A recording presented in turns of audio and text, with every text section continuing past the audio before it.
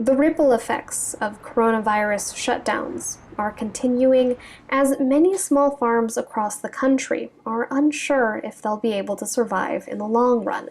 Our business, D'Artagnan, on March 14 lost 75% of our revenues, our clients, the restaurants. And thank God we had some retail stores and some e-commerce also, but the bulk of our business disappeared overnight. Ariane Degan is the founder and CEO of gourmet food seller D'Artagnan. The company partners with small, family-owned farms and organized cooperatives around the country. Those guys are really, really suffering right now. And not only our group of farmers, but all those farmers who had decided to do products specifically for restaurants.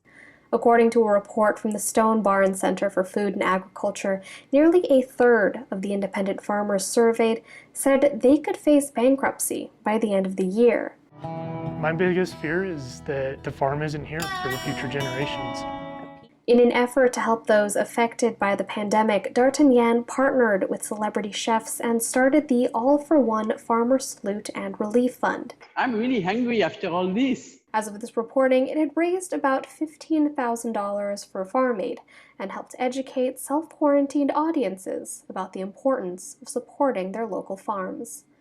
Today, so many people want to make better decisions and be more informed about where their food comes from, and that's why I'm involved in this, because I really believe that we need to change a lot of food policy in this country. If nothing else, this confinement has actually helped us educate people to recognize the difference between good and bad meat.